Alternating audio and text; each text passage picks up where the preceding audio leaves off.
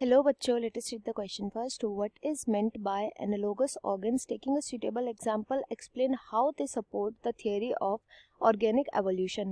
हम यहाँ पे analogous organs की बात करेंगे, वो क्या होते हैं, and with the help of an example हम ये समझेंगे कि कैसे ये support करती है the theory of organic evolution को.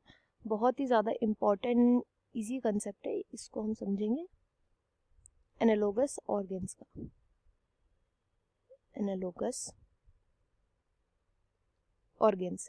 एनालोगस ऑर्गेन्स में आपको हमेशा याद रखना है, एना का मतलब होता है उल्टा, यानी कि ऐसे ऑर्गेन्स जिनके स्ट्रक्चर जो है वो डिफरेंट हो, अलग हो, उल्टे हो, एकदम उनमें कोई मैचिंग चीज ही ना हो.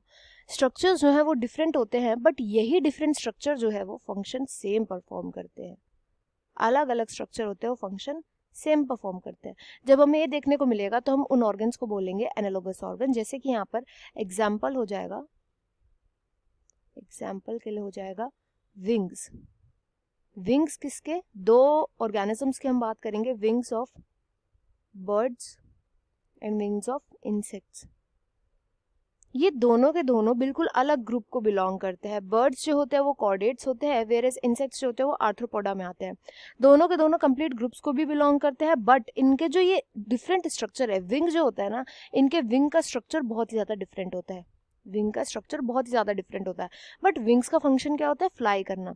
अब इनका स्ट्रक्चर जो होता है वो डिफरेंट कैसे होता है? देखो, बर्ड्स के पास जो होता है one pair of wings present होते हैं, वेयरएज इंसेक्ट्स के पास मोस्टली दो पेयर ऑफ विंग्स प्रेजेंट होते हैं. बर्ड्स के पास इस विंग के अंदर बोन्स भी प्रेजेंट होती हैं, वेयरएज बोन्स यहाँ पे एब्सेंट होती है. इंसेक्ट्स के जो विंग्स होते हैं उनमें बोन्स प्रेजेंट नहीं होती. क्यों?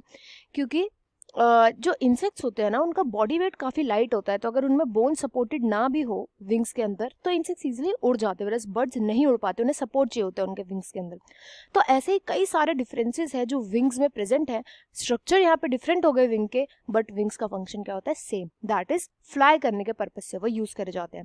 अब इसमें हमें क्या देखने को मिला कि बर्ड्स जो कि एक completely different group of organism है, इंसेक्ट्स जो कि एक कम्प्लीटली ग्रुप ऑफ ऑर्गेनिज्म है, इनके साथ क्या हुआ होगा? ये किसी सेम हैबिटेट में आए होंगे. अब इस हैबिटेट की एक रिक्वायरमेंट थी कि अगर आपको यहाँ पे सरवाइव करना है तो सरवाइव करने के लिए आपको उड़ना आना चाहिए. ऑल्दो इन दोनों बर्ड्स और इंसेक्ट्स के पास जो स्ट्रक्चर प्रेजेंट थे वो स्ट्रक्चर तो थे डिफरेंट, बट इनके जो डिफरेंट स्ट्रक्चर थे उन्होंने सेम फंक्शन को परफॉर्म किया. क्या करने के लिए? फ्लाई करने के लिए. तो इस सेम फंक्शन को परफॉर्म कर रहे हैं डिफरेंट स्ट्रक्चर्स, इनको हम बोलेंगे एनालोगस ऑर्गेन्स. एंड यहाँ पर जो टाइप ऑफ एवोल्यूशन हमें देखने को मिलेगा वो होगा convergent evolution. Convergent evolution. Convergent क्या होता है? देखो, अगर आप यहाँ पर ध्यान से लाइंस को देखोगे तो वो भी क्या कर रही है? कन्वर्ज कर रही हैं आपस में, अगर एक पॉइंट में मिल रहा है. इस कन्वर्जेंट एवोल्यूशन में होता है कि डिफरेंट जो ग्रुप के ऑर्गेनिजम्स होते हैं वो क्योंकि सेम हैबिटेट के अंदर आए, सेम हैबिटेट के अंदर आने के लिए, सर्वाइव करने के लिए इन्होंने कुछ ऐसे चीज़ें जो है वो अडेप्ट करी. जैसे इन्होंने अपने डिफरेंट स्ट्रक्चर्स को बोला कि तुम फ्लाई करना सीखो, तो उन्होंने ऐसे डिफरेंट ट्रेट्स जो है वो अडेप्ट किए जो इनको सर्वाइव करने में हेल्प करते हैं. एंड यही थ्योरी ऑफ ऑर्गेनिक एवोल्यूशन बोलते हैं कि एवोल्यूशन में क्या होता है, डिफरेंट ग्रुप्स ऑफ ऑर्गेनिज्म जो है वो कैसे आए हैं कि वो जब उन्होंने सेम हैबिटेट को शेयर किया, उस हैबिटेट में सर्वाइव करने के लिए उन्हें कोई ना कोई ऐसे ट्रेट्स थे जो डेवलप करने थे. एंड इन ट्रेट्स के डेवलपमेंट की वजह से डिफरेंट टाइप ऑफ ऑर्गेनिज्म आज हमें देखने को मिले. तो with the help of this example हमने समझा कि एनालोगस ऑर्गन क्या होते हैं एंड ये कैसे ऑर्गेनिक एवोल्यूशन को सपोर्ट करते हैं. I hope you understood well. Best of luck and thank you.